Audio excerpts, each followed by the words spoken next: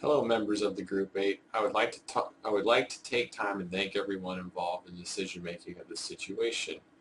As many of you know, Syria and its chemical weapons have been a troubling subject for a while now, which unfortunately led to the Syrian government unleashing chemical weapons on its own people back in August 2013. Thousands of civilians were killed because of this attack or severely injured because of it. Because of this, something needs to be done in response to this attack before it leads to more innocent people dying, or worse, another state being attacked as well. A United Nations meeting was then set up to discuss what possible actions could be taken against Syria to either remove or disable their chemical weapon-making abilities.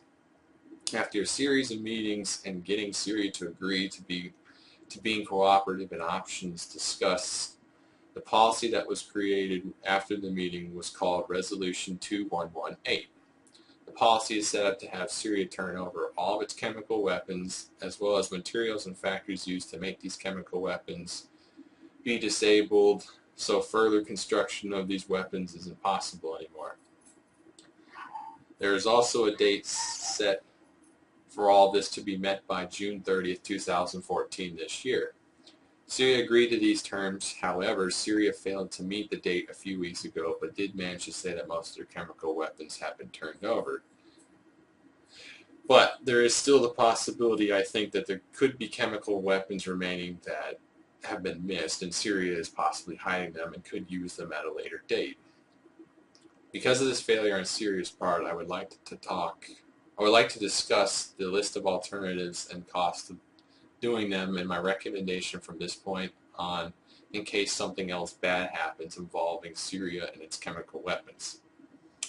For the comparison of alternatives, I chose the military strike as it would be the best option eventually, and it would allow the U.S. to seize control of the chemical weapon factories being used or that weren't destroyed in the process. Cost would be extensive because a large number of troops would need to send over, and it would cost the U.S. more money and more lives are being put on the line in order to secure the factories, as most likely the Syrian government has guards guarding these factories. If a fight were to erupt, then it could lead to another war against Syria and the U.S. trying to secure these strategic sites.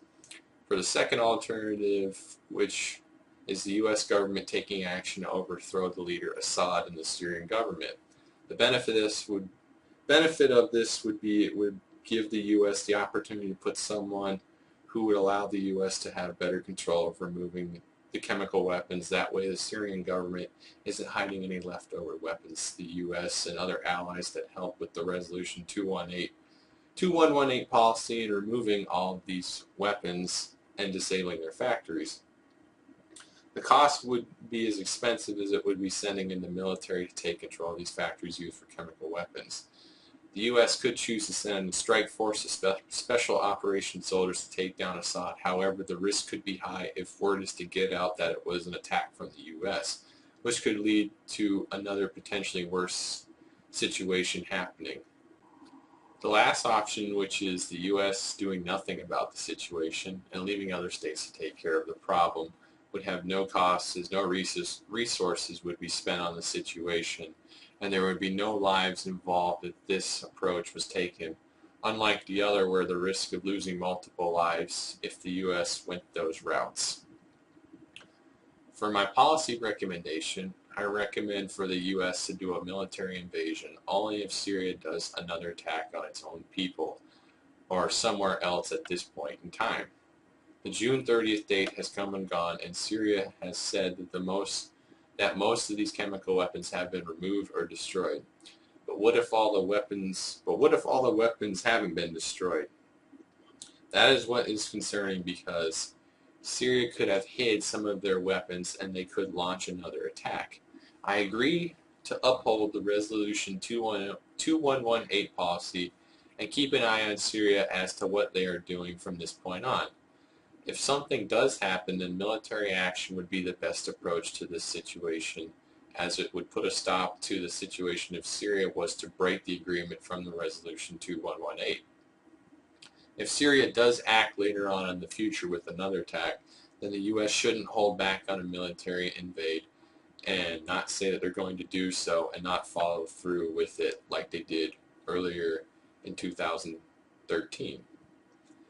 As I stated earlier, I justified this reason based on the fact only if Syria does indeed have any chemical weapons hidden and hasn't turned them over for removal or disposal by other allies.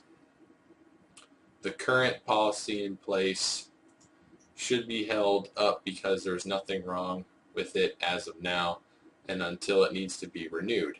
However, if Syria does break the agreement of the Resolution 2118, then it's absolutely necessary for military action by the U.S. to help put a stop to the situation getting out of hand.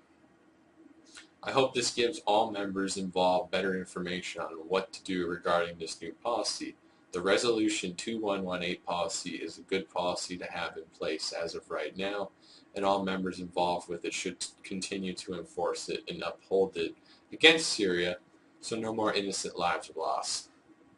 If Syria does break the agreement, then this would be the recommended action the U.S. should do in response of Syria doing this. I'd like to thank all of you for listening to my opinion and thoughts about this situation, and best of luck in making your decision when it's necessary.